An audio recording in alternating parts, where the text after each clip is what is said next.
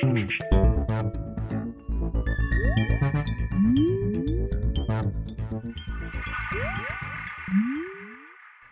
everyone and welcome to The Vortex, where lies and falsehoods are trapped and exposed. I'm Michael Voris. So yesterday we talked about how former Soviet bloc communists have resurfaced in the environmental movement. Today, a look at what their plan is and what it's based on. Well, in short, global domination through junk science. Let's start with the junk science. The only scientists who are writing papers and giving talks about the dangers of global warming are the ones getting millions of dollars in government grant money. The global warming nonsense is a scam beyond anything else in history. But you don't have to take my word for it. That assessment is from the meteorologist who founded the Weather Channel. John Coleman says, quote, "Global warming is a non-event, a manufactured crisis, a total scam," end quote. For our socialist pinko commie friends like Al Gore and company, a funny thing happened on the way to the polar ice cap meltdown.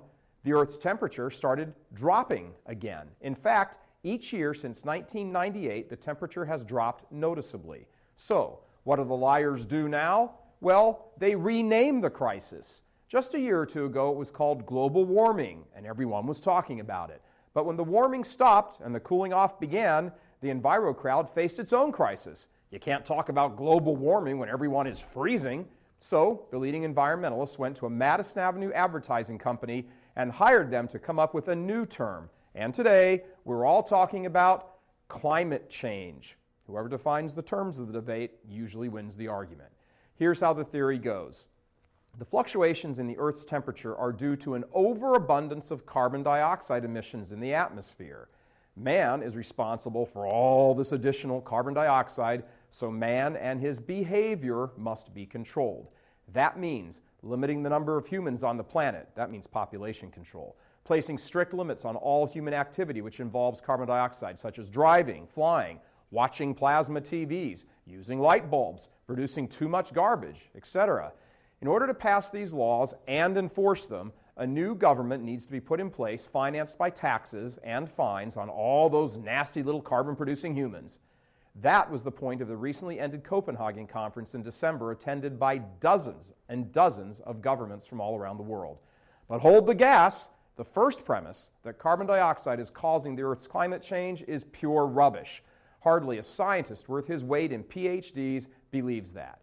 As we said earlier, the only ones who subscribe to that very unscientific theory are the guys in labs on the take with your tax dollars.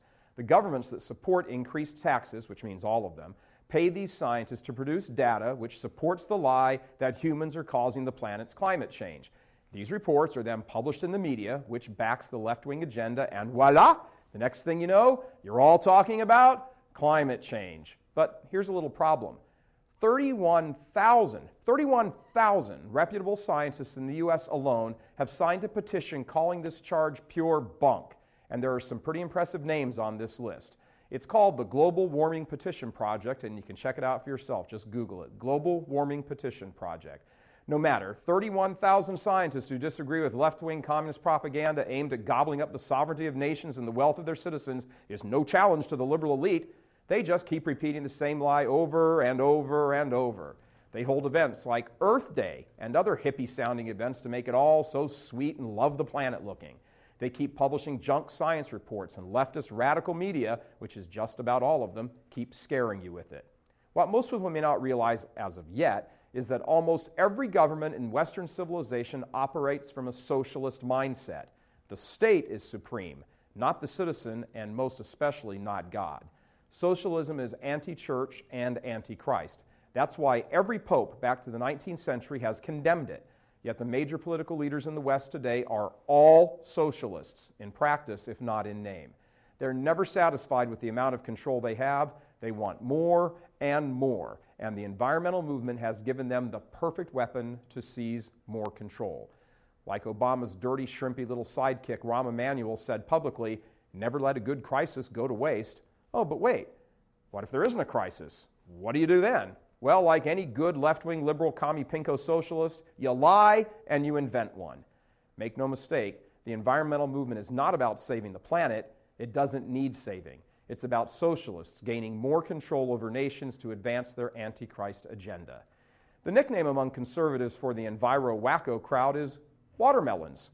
Green on the outside, red on the inside. Tomorrow, how religion is being used by the socialists to gain power, all in the name of saving the planet. I'm Michael Voris. Please help us keep delivering these kinds of messages that so desperately need to be heard and acted on. Join RealCatholicTV.com today as a premium subscriber. Become immersed in the faith established by Jesus Christ. The Catholic Church is the only hope against evil because that is its God-given mission. As our Lord said, apart from me, you can do nothing. Join RealCatholicTV.com today as a premium subscriber and come to learn and love Christ more deeply.